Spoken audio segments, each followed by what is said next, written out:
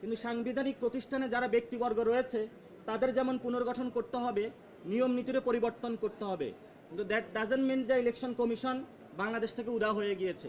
এই কমিশনকে আমরা পুনর্গঠন করতে চাই, শক্তিশালী করতে চাই, জনগণের ভোটাধিকার প্রয়োগ আমরা বুঝিয়ে দিতে চাই। সে প্রক্রিয়ায় কিন্তু আমরা আজকে এসেছি। এর মধ্যেও আমরা বলে যেতে চাই, আমরা আজকেও বলছি ইলেকশন কমিশন পুনর্গঠন প্রয়োজন এবং এই সাংবিধানিক প্রতিষ্ঠানটা নতুনভাবে বাংলাদেশের আশা আকাঙ্ক্ষার প্রতীক হিসেবে তুলে ধরা প্রয়োজন। নিবন্ধনের যেসব ক্রাইটেরিয়া ইলেকশন কমিশন থেকে দিয়েছে, দিনরাত পরিশ্রম করে আমরা সব কিছুই জমা দিয়েছি এবং জনগণের সামনে আমরা উত্থাপন করেছি। পাড়ায় মহল্লায় আমরা ঘুরেছি, পথসভা করেছি, জনগণের কাছে গিয়েছি। প্রতিষ্ঠা বার্ষিকীর মধ্য দিয়ে আমরা জানান দিয়েছি বাংলাদেশে এনসিপি বড় একটি রাজনৈতিক দল হিসাবে বিরাজ করে। এখন জাস্ট দরখাস্ত দেওয়ার পালা। আমরা সেই প্রক্রিয়াটাও সম্পূর্ণ করেছি।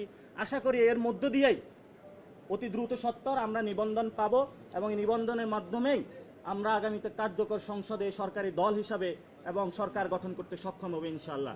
পুনর্গঠন বাংলাদেশে অনেক প্রতিষ্ঠানের সংস্কারের কার্যক্রম শুরু হয়েছে। পুরো বাংলাদেশের মানুষ চায় পুনর্গঠন। সো পুনর্গঠন না হওয়ার কোনো উপায় নেই, যেহেতু এটা জনগণের দাবি এবং জনগণের দাবির ভিত্তিতে বাংলাদেশে অনেকগুলো সংগঠন পরিবর্তন হয়েছে। বাংলাদেশে নতুন একটি ব্যবস্থা এসেছে। আমরা মনে করি জনগণের দাবির প্রেক্ষিতে ইসিও পুনর্গঠন